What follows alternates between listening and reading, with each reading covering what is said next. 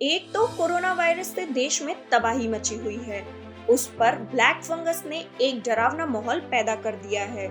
कई स्टेट्स में एक के बाद एक ब्लैक फंगस के ढेरों मरीजों के आने के बाद कई स्टेट्स में इसे महामारी घोषित कर दिया गया है। इस इन्फेक्शन के खात्मे की शुरुआत भी नहीं हो सकी थी कि एकाएक व्हाइट फंगस के मरीज भी सामने आने लगे हैं। आज हम आपको बताएंगे कि क्या व्हाइट फंगस कोरोना वायरस से भी ज्यादा खतरनाक है? क्या ये फंगस भी कम्युनल स्प्रेड हो सकता है?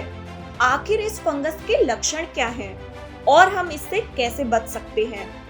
विशेषज्ञों के मुताबिक नया संक्रमण ब्लैक फंगस से भी ज्यादा खतरनाक है, क्योंकि ये केवल एक बॉडी पार्ट पर ही नहीं बल्कि फेफड़ों और ब्रेन से लेकर हर बॉडी पार्ट पर असर डालता है।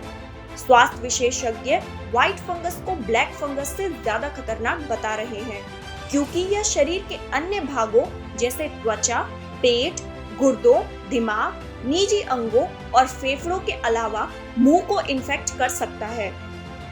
हालांकि राहत की बात यह है कि अभी तक दूसरे राज्यों में व्हाइट फंगस के फैलने के ज्यादा सबूत नहीं मिले हैं। विशेषज्ञों का मानना है कि यह कोरोना वायरस जितना खतरनाक हो सकता है। फिलहाल इसकी मृत्यु दर के बारे में कोई जानकारी नहीं है, क्योंकि अभी केवल 4 मामलों की ही पुष्टि हुई है। व्हाइट फंगस के मरीजों में कोरोना जैसे लक्षण दिखाई दिए हैं, हालांकि मरीजों की कोरोना रिपोर्ट नेगेटिव आई है। ऐसे में सवाल यह उठता है कि आखिर कैसे इस फंगस की पहचान की जाए।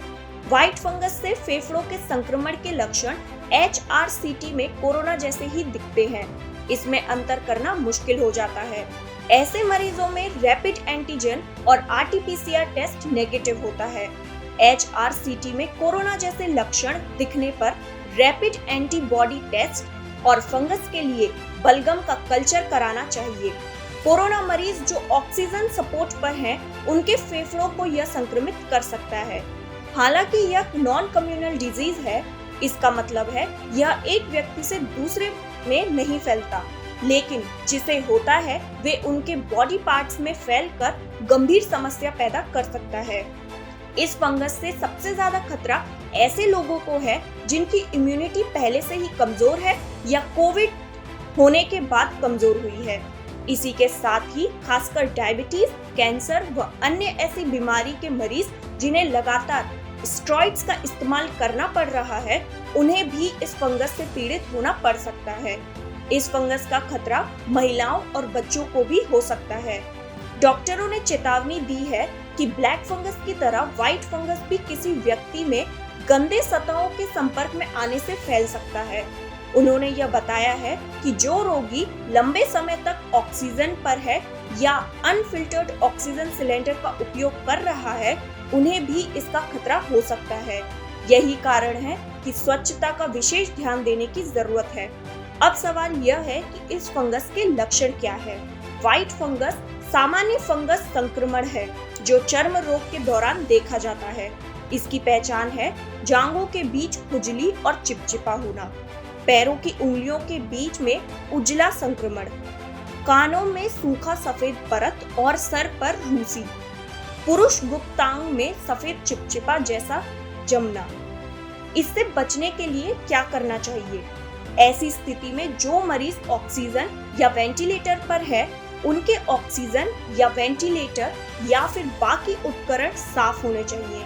ऑक्सीजन सिलेंडर ह्यूमिडिफायर में स्टेरिलाइज वाटर का प्रयोग करना चाहिए। जो ऑक्सीजन मरीज के फेफड़ों में जाए वह फंगस से मुक्त हो। ऑक्सीजन सिलेंडर ह्यूमिडिफायर में स्टेरिलाइज वाटर का प्रयोग करना चाहिए। जो ऑक्सीजन मरीज के फेफड़ों में जाए वह फंगस से मुक्त हो। वैसे मरीजों का रैपिड एंटीजन और RT-PCR टेस्ट नेगेटिव हो और उनकी HRCT में कोरोना जैसे लक्षण हो, उनका रैपिड एंटीबॉडी टेस्ट कराना चाहिए। साथ ही बलगम के फंगस कल्चर की भी जांच करानी चाहिए।